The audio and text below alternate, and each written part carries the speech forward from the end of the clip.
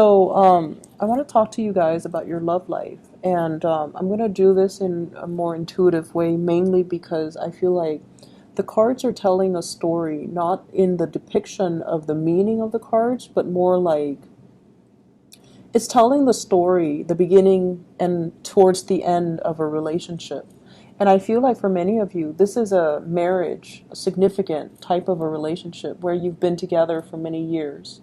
So it starts out here with the wedding, the coming together with the Four of Wands. And this is like you were very young. You were young and naive. And I almost feel like for many of you, you were like in your early 20s, very late 20s, getting into a situation with somebody. You had really, really high hopes, the nesting instincts. We're going to have a family, we're going to have children, everything is going to be great. And you were very, very starry-eyed. And you went into this with a lot of optimism. And the person that you're dealing with, I feel like they were able to match you. So whatever you're bringing to the table, like financially, they were able to match with what you're bringing. And I also feel like this is a blessed union. There might have been somebody that fixed you up. There might have been like a mutual friend, a family member, somebody that you trust. So because you trusted that person, you trusted the union, you trusted that everything was going to work out. And so you were like starry-eyed and very optimistic that this union was going to be the happily ever after. And then I also feel as well, we have the Ten of Cups. The Ten of Cups is a card about children sharing a blessed union with another person. You were very in love with this person, and they vice versa were very in love with you. And I feel like, the more we begin to move away from the first two cards, the more the differences become a lot more glaring. So it was a very ideal match, mainly because you saw the other person as your soulmate. You saw the other person as like, that happily ever after. This person is so much like me. They understand me. They're antisocial just as I'm antisocial. They're blunt just as I'm blunt. And we're going to, create little children that are exactly like us. We're going to watch them grow. For some of you, you might have 3 children. There are 3 flowers there, and you're watching it unfold. You're watching the miracle of life happen, and you're in it, together. And we move along, and we have the Lovers. This is major life decisions. Some of you might have moved very far away to be with your romantic partner. Others of you, your romantic partner, might have moved really far away from you. They were either deployed, they had a job elsewhere, they had, it was like life was calling, and we had to move together. I had to move to be with the other person. They have to move to be with me, or they had to move for a job. And so I feel like there was stability, but there was also turbulence. And I also feel like there was a third party as well interfering in the relationship that also led to a situation where it was very, very difficult for you to recover from it.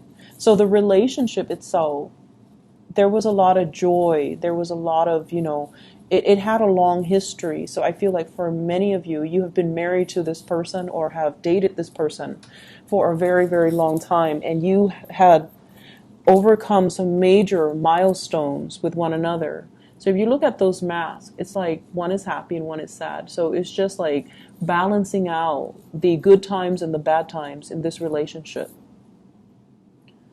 And balancing out, I feel like you had to, your role when your partner was not in the picture, you had to be the mom and the dad to the kids.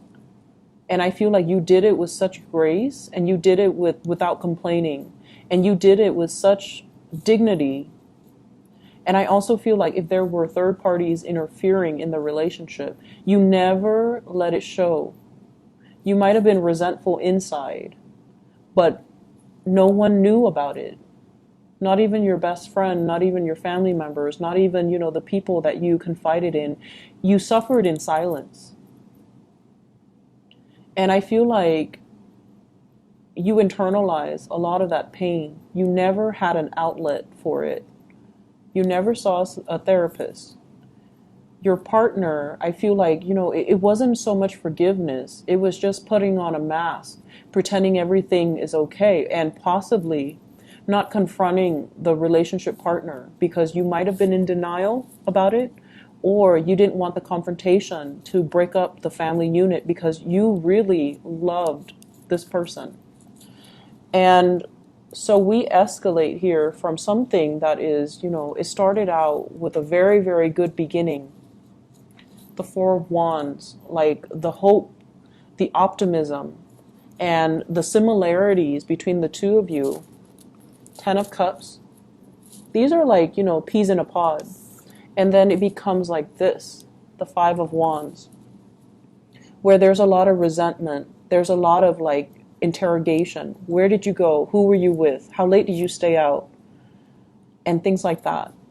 And so the differences are glaring, right? It's like a person arguing with a tree. They are different species. Whereas in your starry-eyed and optimistic stage, you thought the other person was exactly like you. And I feel like a lot of the times, we get so wrapped up and we get so angry over failed relationships, was that if it's a significant relationship, it could be good or bad, but if it's significant, it taught us a lot about ourselves. And I feel like it taught you that, I feel like it kind of, shook the foundation and made you a lot less naive. It made you more weary of people. It made you more paranoid. It made you distrustful of other people. And you guys are very, very sincere and very trusting of other people. And so I feel like this relationship really did a number on many of you. And as a result of it, it kind of hurts you on a very innate level. And it's hard for you to recover from that and go back and bounce back to your optimistic self. But I also feel you really, really love this person. And so right now you're in a stage where you feel like you're taking on that victim stance. How could you have done this to me? Where did you go? Who was it? And things like that. And what I feel is happening here,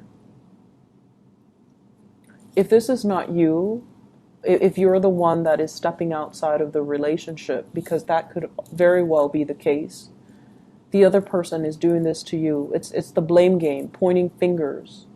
And the truth is, and honesty is the best policy, because you have somebody here that really loves you, and you have somebody that you really love. And over time, I feel like, through the course of the relationship, people drift apart. It's natural. We are constantly evolving. We are constantly growing. I don't see the love diminishing, but I feel like somebody is playing the role of the mom and the dad in the relationship, playing the parent in the relationship, and the other person has really let themselves go. The other person has accumulated, look at that tree, has accumulated so much baggage from life that they're not even a semblance of a human being anymore. And I feel like for some of you, you're beating a dead horse. You're asking somebody questions that they're not going to give you answers to. And so if this conflict escalates, and if this is an ongoing conflict, you have to cut your losses. You need to get yourself out of this state, because it's turning your world upside down, and it's got you very emotionally topsy-turvy. You're putting on this mask to the world, like pretending, oh, my relationship is fine, everything is, rainbows and unicorn. But the reality is far from it. The reality is that there are a lot of pent-up like resentments and jealousies and hostilities. And I feel like somebody is, I'm looking at the roots, and roots usually means you're dealing with someone who's very, very, very, very slow to act. But at this point, they've already uprooted. They've already uprooted, and they're ready to go. And so the animosity might drive them to go. Okay? So I feel like the energy is very heavy. And I feel like if you're in this conflict laden type of an environment, you have to cut your losses. If you feel like no matter what, I can't forgive this or I can't trust this person again, then you really should not allow yourself to stay in this relationship. The trust is gone. The trust has been breached. It's not going to come back together. On the flip side, for those of you who are single, I feel like you have gotten out of a very significant relationship. You're trying to find your center. You're trying to find your footing. And you are single and you're not planning to date. Dating is so far from your frame, like it's so far from your imagination right now. Like you can't even wrap your head around, I'm not ready to date, okay? And then for others, I feel like you might be interested in somebody who's already in a union. We have here the Ten of Cups, you're as your partner. And the Ten of Cups means, you know, they're actually in another relationship. You might be the third party. You might be the Mr. or the mistress in this union. And so it's breeding a lot of jealousy and envy. And it's a situation where you are really attracted to the other person. They are attracted to you. But at the end of the day, they're coming home to their partner. They're coming home to their children. And you're the person that is, you know, out here waiting for the other person to come back. It's like biding your time, you know. When are they going to be single? And I feel like it's not the best situation to be in, okay? I'm sensing for people who are newly married, there are some issues, and I'm looking at this, 4 of Wands and 5 of Wands. It's an escalation. The next one is the 6 of Wands. And the 6 of Wands is a really good card. So we have an escalation. 4 of Wands, which is a happy marriage. And then we have the 5 of Wands, which is conflict. So this is just a natural cycle. Don't let it deter you. Don't let it discourage you. The next one, 6 of Wands, is a victory card. So I feel like somebody's going to step up and do exactly what you want. Okay? And I feel that sometimes it takes conflict for us to finally voice our opinions and to give the other person a piece of our mind. And then once we give them a piece of our mind, it'll kind of spark some fire under them and get them to get moving. So I feel like you might be dealing with somebody who's very slow to act, and then conflict is the best way to get them to respond and to do something. Other areas of your life, what I'm feeling, first of all, from this spread here is the responsibilities of child rearing. It's overwhelming, okay? Maintaining the household, cooking, taking care of the kids, busing the kids from childcare to soccer practice, to school, to babysitter, to the movies, and then taking the kids and all of their friends, you know, to sleepover, to monitor, to go to school dances, like all the responsibilities of child rearing is becoming a lot more overwhelming. I'm also seeing as well the partner. So, you know, whenever we have kids, and I can't, you know, I've heard it from other people, but I can't really attest to it. I don't have children. But I feel like somebody feels neglected because now all the attention is on the children. So the relationship is between the mom and the child and the dad and the child, rather than between the mom and the dad as a married couple. So I feel like that can also interfere with the relationship here as well. But I feel like a lot of responsibilities, work and home, and trying to balance everything else. And I feel like, you know, you guys have an abundance of energy.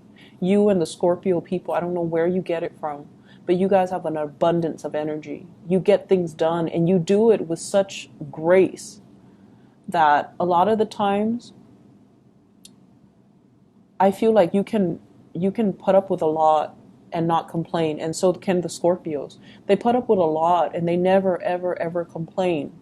And you do it with such grace that, people don't think, well, they look at you do it and they think it's easy.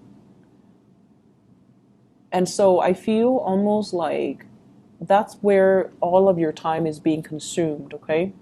Taking care of the family, taking care of the family unit, taking care of other people. Some of you might be called upon to take care of a family member, elderly parents, a younger child, taking care of them in a very nurturing way, possibly, doing errands for them, driving the kids to soccer practice, taking care of their emotional health is what I'm seeing. And I feel as if this is a week where you start to feel the weight of all the responsibilities, and you need some time to decompress and relax and to really take care of yourself. So don't neglect self-care in the process of giving so much of yourself away to other people. This is a really beautiful card. It denotes, possibly new children in the picture, nieces, nephews, even your own children. And I also feel like, it takes two to make a baby, right? So both parties need to be on board when it comes to the responsibilities. It's not fair for one person, you in particular, to do it all on your own. So I'm feeling here that, you have some beautiful new starts that are coming into the picture. And I feel like the responsibilities of it is just a little bit overwhelming. You're going to get used to it. You're going to do it with grace, with style. But I feel like right now, you feel like you're living this provisional life. Like, I'm just going to do this for now until it's done. And then that's when I can, live my life. So it seems like this week is very temporary. Even in your love sector, it's almost like, okay, I just got out of a relationship. I'm just going to be single for now. When I'm ready, that's when I'll date. So you're prolonging that provisional life. And I hope you're aware of that so that you can, stop denying yourself of your own time. Me time. I need me time because I've been working so hard. Or, I need to start dating again because my last relationship was years ago, and I used that as an excuse to not get out there. So I feel like you're prolonging something, and you need to put an end to the procrastination, okay?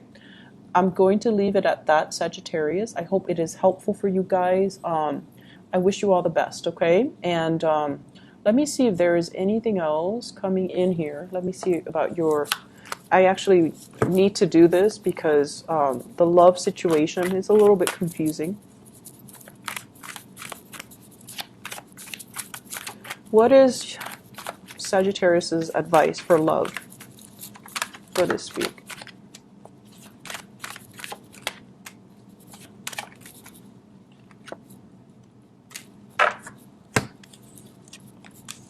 We have here the Page of Wands. This is news messages that's going to be coming in. It's coming in like invitation, somebody seeking you out. And they have here the Fool. You're going to be starting over. You're going to get a clean start. You're going to go out with new people. And then we have here the Ace of Swords. And the Ace of Swords is finality. Seeing somebody that you really like, or somebody is like eyeing you, possibly an air sign, Aquarius, Gemini, and Libra. This is somebody new. And we have a Gemini vibe here with the Lovers card. So I feel like you have a new person that's going to be coming into the picture, and you're going to be walking in that direction, okay? You're not looking back at your past anymore. So I feel like many of you newly singles, you've got somebody that you're walking towards, and there's going to be a lot of communication, and the communication and gathering and going out and dates, like actual dates, going on a date with somebody, seeing them outside in their natural habitat, and you're going to get a new lease on your love life, okay? So whatever relationship, if you're still in it, you kind of need to draw the line and cut your losses, all right? I wish you all the best, Sagittarius. Take care. Bye-bye.